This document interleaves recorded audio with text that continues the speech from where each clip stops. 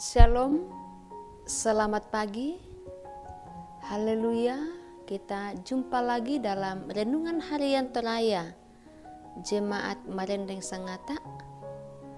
Kita bersyukur bahwa kita boleh dimungkinkan Tuhan menikmati hari baru, hari karunia Tuhan pada saat ini. Mengawali kegiatan kita akan membaca firman Tuhan, namun sebelumnya mari kita berdoa.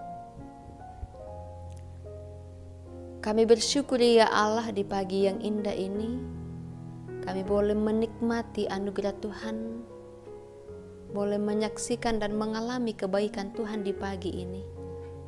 Kami bersyukur ya Tuhan bahwa hari baru Tuhan anugerahkan. Mengawali setiap kegiatan kami, firman-Mu akan menjadi dasar dari kehidupan kami ya Tuhan. Berkati kami agar firman-Mu yang akan kami baca, dengarkan dan renungkan, boleh mengambil bahagian dalam kehidupan kami. Berfirmanlah ya Bapa, dalam Yesus Kristus kami datang berdoa kepada Bapa di sorga. Amin. Firman Tuhan yang akan menjadi bahagian kita dari kitab Mazmur 136 ayat 19 sampai ayat 24. Mazmur 136 ayat 19 sampai ayat 24. Firman Tuhan berbunyi, Sihon raja orang Amori, bahwasanya untuk selama-lamanya kasih setianya, dan Og raja negeri Basan, bahwasanya untuk selama-lamanya kasih setianya, dan memberikan tanah mereka menjadi milik pusaka, bahwasanya untuk selama-lamanya kasih setianya, milik pusaka kepada Israel hambanya, bahwasannya untuk selama-lamanya kasih setianya. Dia yang mengingat kita dalam kerendahan kita, bahwasannya untuk selama-lamanya kasih setianya, dan membebaskan kita daripada para lawan kita, bahwasannya untuk selama-lamanya kasih setianya. Amin. Firman Tuhan.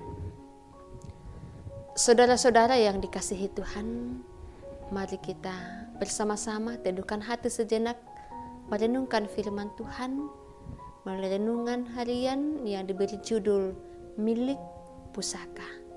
Milik Pusaka. Saudara-saudara yang dikasihi Tuhan, sebuah keluarga telah menghabiskan banyak biaya di pengadilan tentang perkara sengketa tanah. Jika dihitung-hitung, biaya pengadilan sudah lebih besar daripada harga tanah yang diperjuangkan seandainya dijual.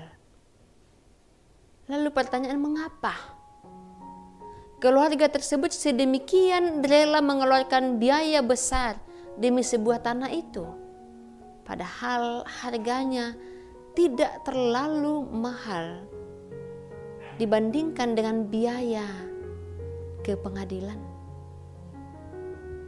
Tidak lain saudara-saudara, karena tanah itu adalah milik pusaka dari leluhur. Dengan tanah itu mereka merasa leluhur mereka tetap ada dan senantiasa terhubung dengan mereka. Saudara-saudara, milik pusaka adalah sesuatu yang sangat berharga.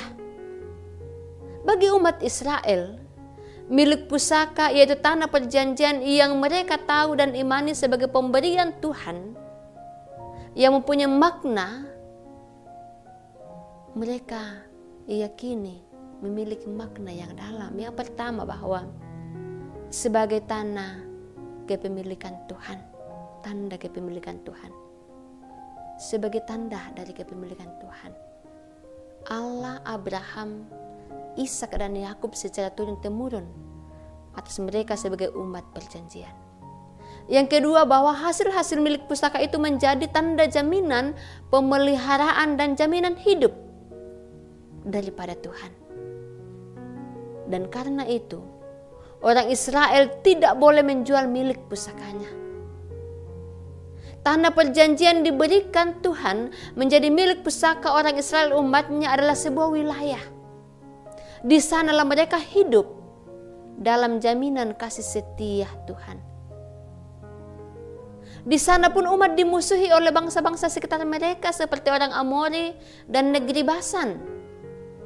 Namun dengan kasih setia Tuhan yang senantiasa membebaskan mereka, Tuhan melepaskan mereka dari penindasan pun dari musuh-musuh di sekitar mereka. Saudara-saudara, milik pusaka orang percaya adalah Yesus Kristus, anak tunggal Allah yang diberikan kepada semua manusia yang telah berdosa. Melalui Yesus Kristus manusia ditebus menjadi milik kepunyaannya. Dan dengan menerima dan memiliki Yesus Kristus, orang percaya memiliki jaminan hidup, bukan hanya hidup di sini, di bawah kolong langit yang sementara ini, tetapi memiliki hidup kekal.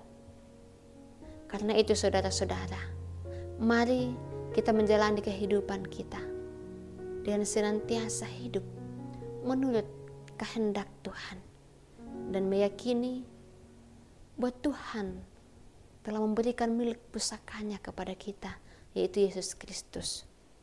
Hidup menurut kehendak Yesus Kristus, maka Roh Kudus pun akan menolong kita semua. Amin. Firman Tuhan. Mari kita berdoa.